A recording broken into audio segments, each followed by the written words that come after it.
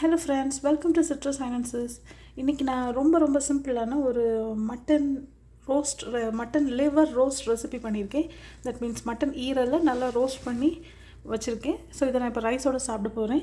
இந்த ரெசிபி நான் எப்படி பண்ணியிருக்கேங்கிறது என்னோடய வீடியோஸில் இருக்குது. அதை இது கூட அட்டாச் பண்ணியிருக்கேன். கண்டிப்பாக பாருங்கள். இது ரொம்ப சிம்பிள் தான். மட்டனை நம்ம நார்மலாக தண்ணியும் மஞ்சத்தூள் உப்பு சேர்த்து வேக வச்சுட்டு அதுக்கப்புறமா நம்ம தனியாக அந்த தண்ணியை நல்லா நம்ம இவாப்ரேட் பண்ண விட்டுறணும். ஸோ வெறுமனே அந்த லிவரை மட்டும் வச்சுக்கணும். நம்ம தண்ணியை ஃபுல்லாக இவாப்ரேட் பண்ணிடணும். தயவுசெய்து தண்ணியை ஊற்றிட வேண்டாம். அடுத்தது நம்ம தனியாக ஒரு கடாயில் கொஞ்சம் ஆயில் விட்டு ஒரு 30 சின்ன வெங்காயம் போட்டிருக்கேன். ஏன்னா நான் 750 கிராம்ஸ் 750 கிராம் ஈரல் எடுத்திருக்கேன். ஸோ அதுக்கு 30 சின்ன வெங்காயம் கரெக்டாக இருந்துச்சு.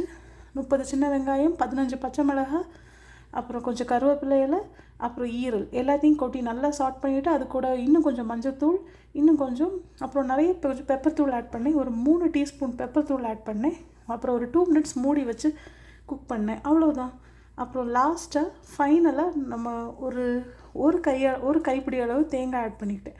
அவ்வளோதான் ஃப்ரெண்ட்ஸ், நம்மளோட சூப்பரான மட்டன் ஈரல் ரெசிபி ரெடி ஆயிடுச்சு. இதை கண்டிப்பாக ட்ரை பண்ணுங்கள். உங்களுக்கு ரொம்ப பிடிக்கும். இது ஒரு எளிமையான குக்கிங்கில் பண்ணது தான். எந்த ஃபேன்சியான திங்ஸும் இதில் நான் இப்போ ஆட் பண்ணல. ஈவன் ஜிஞ்சர் கார்லிக் பேஸ்ட் கூட இதுக்கு ஆட் பண்ணல. அதெல்லாம் ஆட் பண்ணால் நல்லா இருக்காது இதுக்கு. ஸோ ரொம்ப சிம்பிளாக பண்ணியிருக்கேன். இதை பிளெயின் ரைஸோடய வச்சு நான் இப்போ சாப்பிட போகிறேன். Okay friends, bye from citrus finances. Take care.